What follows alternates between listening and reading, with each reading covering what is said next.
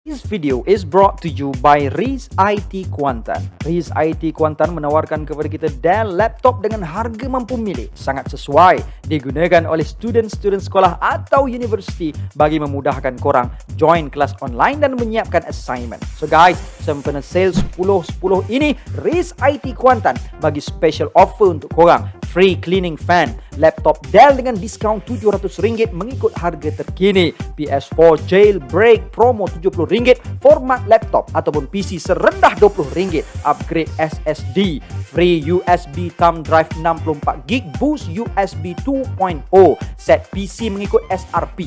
Wow, menarik guys. Tunggu apa lagi? Grab sekarang sementara offer masih lagi ada. Link Riz IT aku tinggalkan di ruangan description di bawah.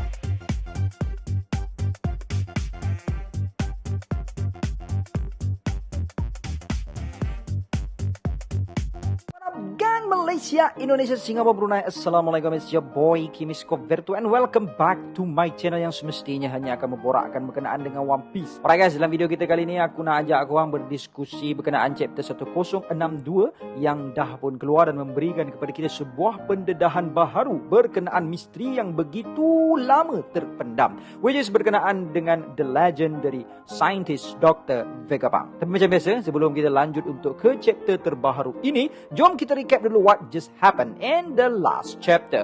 Dalam chapter lepas, kita dapat melihat Mugiwara Crew mendapati diri mereka diserang oleh Jerung Mechanical. Untuk menyelamatkan Luffy, Chopper dan Bonnie yang masih terperangkap dalam air, Jinbei melompat masuk untuk menyelamatkan mereka. Walaupun percubaan Franky untuk membawa Thousand Sunny pergi, Jerung itu menggunakan torpedo yang menenggelamkan kapal ke bawah air. Sementara itu, ahli Sword, Helmeppo dan Hibari tidak berjaya untuk meyakinkan Puter Grus untuk membenarkan mereka menggunakan Seraphim untuk menyelamatkan Kobe daripada ladun Blackbeard. Ketika Bonnie memperkenalkan dirinya dan mendedahkan mereka berada di sebuah pulau kerajaan yang dipanggil Egghead, topi jerami yang lain diselamatkan oleh robot gergasi dipandu oleh seorang gadis muda yang mengaku dirinya sebagai Dr. Vegapunk. So nak tahu what happened in this chapter? Jom, let's proceed with the content. Mama kami sudah pulang, mana janjinya? Jujur ada yang enak. Anak-anakku yang pintar ini mama buatkan. Jujur ada yang enak. Chapter 1062 dijudulkan sebagai Adventure in the Land of Sign. Sambil di cover page chapter kali ini, kita mendapat sambungan daripada kisah Germa Double Six volume ke-20 yang menunjukkan kepada kita keadaan Chocolate Town di Cacao Island yang telah dibekukan, sambil kita dapat melihat water fountain di sini telah beku. Pakcik yang terbaring di sini jadi beku. Wak Mustar berserban pun beku. Manusia lembu korban raya haji kat sini pun jadi beku. Semua jadi beku lah, beku. Betul cakap Ray. So agak-agaknya ini angkara siapa ini? Adakah Aokiji atau budak-budak kitchen di Chocolate Town ini terlupa menutup freezer? Sila tinggalkan komen anda. Membuka tirai chapter ini, kita dapat melihat sambungan dari chapter yang lepas, di mana Thousand Sunny masih lagi berada di telapak tangan Vega Force, dan dari sambungan chapter lepas, di mana Vega 02 telah memperkenalkan dirinya sebagai Dr. Vegapunk, seluruh kru Mugiwara yang berada di dalam Thousand Sunny menjadi terperanjat alpocot. Di mana kita dapat saksikan sendiri di sini bubble dialog mereka yang sebegitu. Di panel seterusnya, kita dapat melihat wajah yang penuh dengan keceriaan Franky yang akhirnya dapat bertemu dengan idolanya dan mendedahkan bahawa dia telah menghabiskan 2 tahun lamanya di Baltimore, iaitu tempat kelahiran Dr. Vegapunk, dan menceritakan yang dia belum berkesempatan untuk melihat banyak perkara setelah menghabiskan masa di makmal idolanya itu. Dan di panel ini juga kita dapat melihat betapa takjubnya Usopp yang melihat Vega Force yang begitu besar berganda mengatasi General Franky dan tak sabar-sabar untuk ditunjukkan pada dua lagi kawan peraknya itu, iaitu Luffy dan Chopper. Dan Sanji macam biasa, orang sibuk dengan robot, dia terjelir terketak-ketak tengok anak dara. Adilah wawak. Namun berbeza dari kru yang lain, melihatkan Punk 02, Robin berada dalam keadaan kuda-kuda bersiap untuk sebarang ancaman dan mengatakan yang ini pertama kali dia mendengar bahawa Vegapunk adalah perempuan dan kelihatan begitu muda, sedangkan Vegapunk sepatutnya menjadi lebih lanjut usianya. Kemudian Punk 02 mendedahkan identitinya dan mengatakan yang dia bukanlah pemilik sebenar tubuh Vegapunk dan mereka sedang melihat Punk 02 yang dikenali sebagai Lilith, dan Lilith juga turut menyuarakan ancaman kepada mereka. Mendengarkan perkara tersebut, Nami menjadi terkejut kerana kerana baru sahaja sebentar tadi Lilith telah menyelamatkan mereka dan dia menjadi hairan dengan ugutan Lilith. Kemudian dengan nada yang sangat lantang, Lilith mengatakan bahawa dia tidaklah berniat untuk menyelamatkan mereka. Memasuki pulau ini tanpa izin adalah mustahil dan sekiranya Mugiwara kru menentang, maka mereka akan menenggelamkan kamu semua. Selesai berkata demikian, maka muncullah si Beast yang begitu banyak, yang penuh dilengkapi senjata. Apakah ini guys? Gila advance Vegapunk ni. Memang another level. Dan melihatkan perkara sedemikian, bertambah tegak dan terloponglah Frankie melihat kemampuan luar biasa idolanya itu. Tapi Usopp dah tak boleh nak takjub dah pasal ketakutannya mengatasi kagumnya. Itu jugalah dengan Nami dan Brook yang baru tersenarai dalam liga geng-geng penakut. Tapi abang samurai kat sini, relax je, tenang je, macam nampak kucing je. Kemudian dari headphone Lilith terdering dan Mushi, dan dari bubble dialog di sini kita dapat melihat seolah-olah si pemanggil sedang memarahi Lilith yang suka sangat merompak pendatang asing, dan Lilith cuba memahamkan Shaka, yakni si pemanggil. Namun Shaka mengatakan bahawa mereka yang di hadapan Lilith itu bukan sebarang orang, mereka adalah maksud aku Mugiwara Pirates, iaitu sebuah lanun yang baru sahaja ditabalkan mahkota keyongkoan kepada kapten mereka dan tak akan menyerah dengan mudah. Namun yang demikian, Lilith masih lagi gagal untuk memahami Shaka dan melihat perkara tersebut sangat menguntungkan mereka kerana sudah pasti di dalam kapal tersebut akan tersimpan harta yang banyak. Dan setelah Shaka mengatakan yang Lilith telah membuat kesilapan, Lilith mengatakan yang dia telah pun mengepung kapal Mugiwara Pirates dengan Sea Beast. Namun Shaka mengatakan, kepung kepala otak antum. Tak nampakkah Khalid mereka yang sedang mencekak samurainya? Dia bukan pemburu khinzir, malah pemburu lanun. Dialah Shoro dengan bounty sebanyak 1,1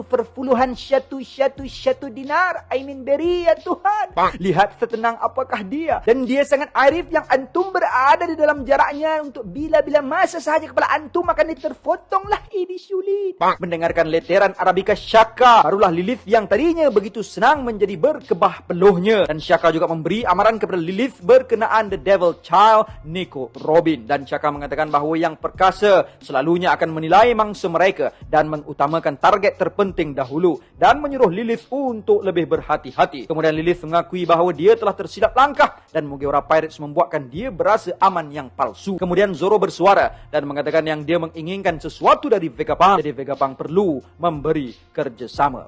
Ini momen ni. Kemudian Shaka mengatakan supaya Lilith membawa mereka semua kepadanya kerana dia ada interest dengan dorang. Kemudian scene beralih ke arah kumpulan Luffy yang berada di dalam gua. Main gua ni. Nasib MU menang lawan omon-omon apa dah. Arsenal pun nasib menang lawan tim bodoh.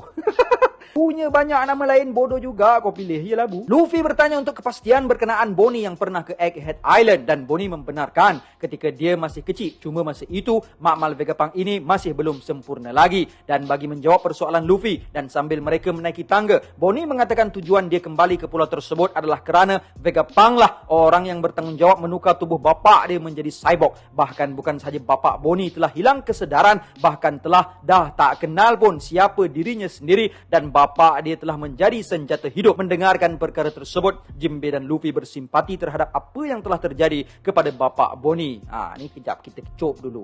Aku rasa kat sini Jinbe dengan Luffy tak kenal lagi siapa bapa Bonnie tu. Dan kita yang tahu pun bapa Bonnie adalah Kuma pasal Oda lukis flashback Kuma je kat sini. Kemudian Luffy dan rakan-rakan berjaya sampai ke atas, dan di panel ini kita dapat melihat mereka begitu bergembira sambil Luffy dan Chopper berlari meninggalkan Jinbe dan Bonnie. Dan sekali lagi Bonnie teringat yang dia masih belum sampaikan kepada Luffy berkenaan apa yang telah berlaku kepada Sabo, kepada Luffy. Dan di panel ini kita dapat melihat sebuah panorama yang sangat menarik, iaitu beberapa bangunan yang tersergam indah sambil kita dapat melihat robot dan raksasa yang begitu besar dan beberapa kawanan ikan sedang berterbangan. Luffy yang melihatkan panorama rare itu terus meluru untuk naik dan melancarkan Gomuno roketnya, dan dengan sepantas kilat tubuh Luffy telah dilahap oleh raksasa di situ sambil Bonnie dan Chopper menjadi teramat sangat terkejut. Namun di panel ini tubuh Luffy telah menembusi mulut raksasa tersebut dan terhempas ke tanah. Bonnie kemudiannya telah ternampak satu hidangan yang berupa biskut, buah-buahan dan krim membuatkan mereka bertiga, Luffy, Bonnie dan Chopper terus menerpa juarah tersebut sambil dilarang oleh Jinbe kerana khawatirkan ia sebuah perangkap. Namun seperti raksasa tadi, tubuh mereka sekali lagi telah menembusi objek tersebut membuatkan mereka menjadi marah kerana makanan di hadapan mata mereka namun tidak dapat untuk memakannya.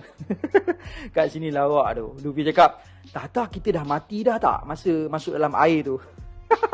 Lepas tu Bonnie bagi tahu yang semua yang mereka lihat hanyalah hologram Perkara tersebut membuatkan Luffy marah dan bertukar ke mode Gear 5-nya.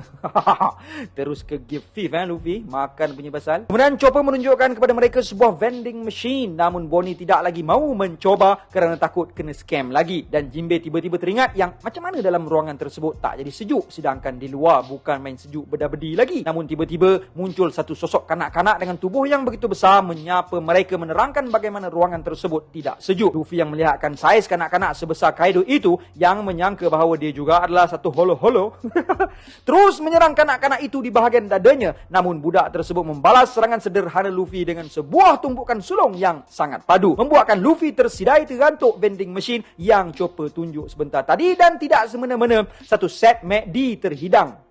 Vega Cola siut, memang upgrade habis lah Frankie lepas ni. Dan melihatkan makanan yang terhidang itu, si pelahap 3 ekor tadi terus menyerang makanan tersebut, dan ternyata makanan itu adalah real dan rasanya sangat sedap. Apa lagi, ditekan situ, ditekan sini, selagi ada butang. Kemudian dengan penuh rasa amarah, budak perempuan itu mendedahkan bahawa mesin tersebut mampu untuk menghasilkan 500 hidangan dalam 1 minit. Namun tenaga engineer yang kurang cekap membuatkan penghasilan mesin itu dengan banyak menjadi mustahil. Sedangkan apa yang mereka hanya perlu buat hanyalah mengikut blueprint yang telah dia hasilkan. Dan perkara tersebut sangat membuatkan budak itu marah sambil dia menumbuk hologram raksasa di situ, yang membuatkan kumpulan Luffy menjadi terkejut. Dan budak itu menambah lagi bahawa sama juga seperti Pulau Egghead, yang mana itu mampu mengesan haba dan menjimak pula, dan menjinakkan cuaca semahunya. Namun tidak cukup duit, idea banyak tapi sumber kurang. Budak tersebut kemudiannya menjelaskan bagaimana dia mampu untuk menumbuk hologram di situ dengan menggunakan photogenic glove yang mampu untuk berinteraksi dengan cahaya.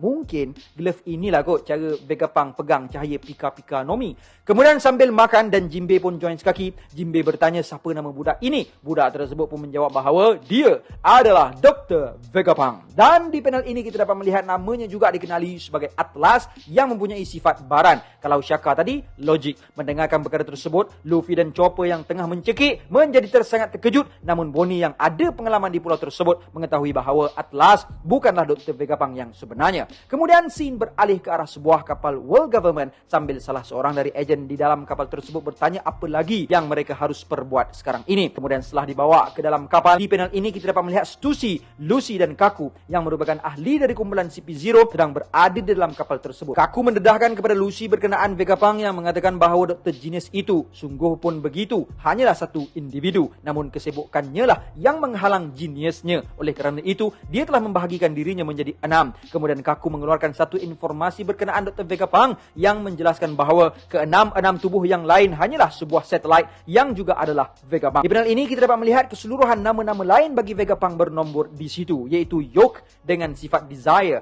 Atlas dengan sifat baran, Pythagoras dengan sifat kebijaksanaan, Edison dengan sifat flare, Lilith dengan sifat jahat, dan Shaka dengan sifat logik yang telah pun didedahkan tadi. Namun untuk numbering di situ ada sedikit kesilapan untuk TCB scan, mungkin akan dibetulkan dalam official translation nanti. Dan di panel ini kita dapat melihat seperti ramalan ramai sidang fans, nampaknya hampir kita mencapai kebenaran, iaitu kesemua Seraphim adalah diambil dari sel-sel Shichibukai, dan semakin hampir spekulasi mengatakan SSG sebenarnya adalah Seraphim. Dan kita juga akhirnya mendapat maklumat bahawa CP0 ditugaskan untuk ke Egghead untuk beberapa tugasan, iaitu untuk mengembalikan Seraphim Kuma dan membunuh kesemua Vegapunk yang ada. Dan Lucy tertanya-tanya, adakah misi membunuh Dr. Vegapunk yang merupakan orang paling berguna di dunia ada kena-mengena dengan insiden Lulusia baru-baru ini. Namun Stussy mengatakan bahawa Lucy sepatutnya lebih mengetahui hal-hal kerahsiaan seperti ini, dan Kaku berharap supaya Lucy tidak mengheret mereka sekali ke dalam kancah kebahayaan. Dan chapter